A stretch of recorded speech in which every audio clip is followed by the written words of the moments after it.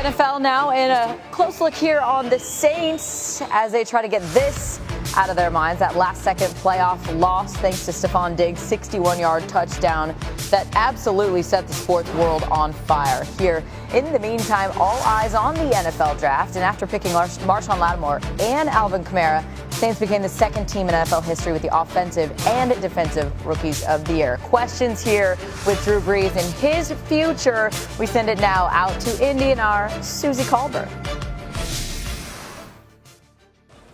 We'll get to Drew Brees in just a minute. But first, I dare you to find anyone who doesn't believe that the Saints killed it in the draft last year. It's great to have Sean Payton here with Adam and I. So if I had told you at this time last year that you'd be the first team in 50 years to sweep both the offensive and defensive rookie of the year, what would you have said? Well, if you'd have told me that last year at this time, I probably would have just stayed in the hotel and gone to Steak and Shake instead of at midnight at noon. And we work hard. Our scouts worked hard. You know, there's so many things that go into the selection of just one player. And so when you deal with the selection of 7 or 8, or depending on how many picks you have,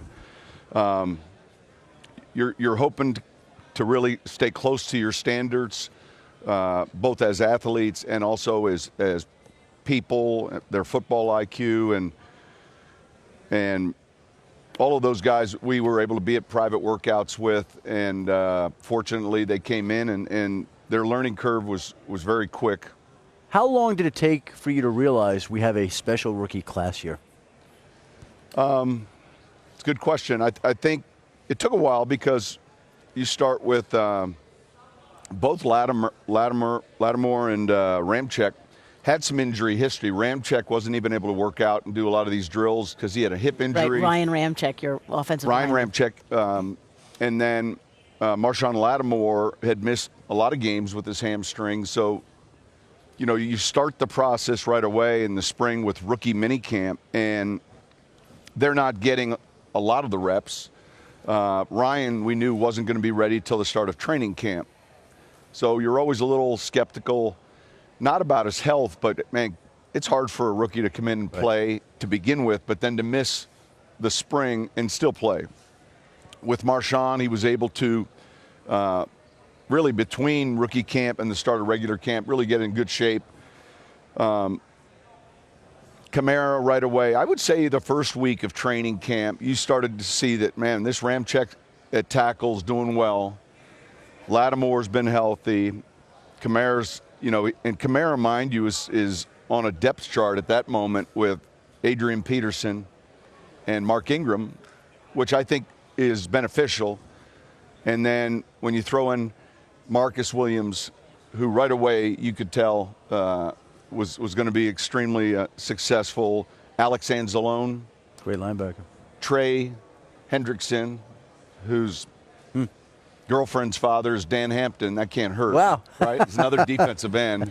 And then Al Muhammad. So all of these guys right away were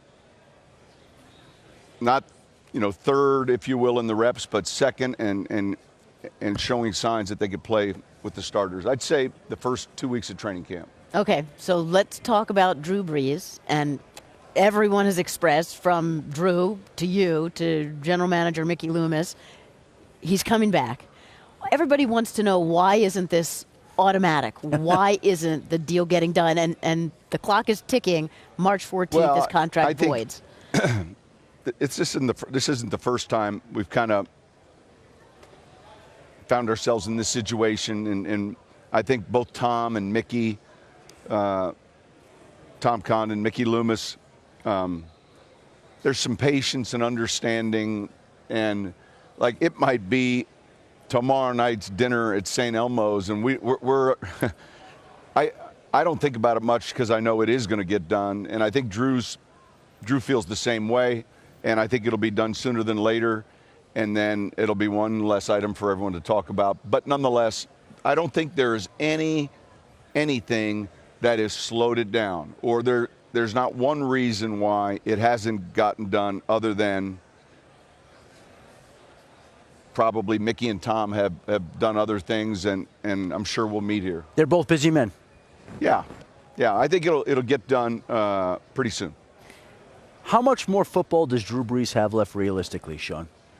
Well, look, it's, and I say this with respect to a lot of the players. I mean, we do a thorough evaluation when the season's over on our team. So the first important part of the puzzle in this offseason is, before you get to free agency, before you get to the draft, is your own 53 and practice squad and trying to put grades to them. So I think that we would say in his evaluation, we haven't seen, so we try to turn a blind eye to age as a number and look at performance. And I feel like, aside from what I'm wearing, we could have, there's a handful of things we could have taken from last year's interview, and yet that's a good thing. And unfortunately, that's all the time we have for this year's interview. So maybe we will. Always great to see you, Sean. Thank you, Sean. Great to see you guys.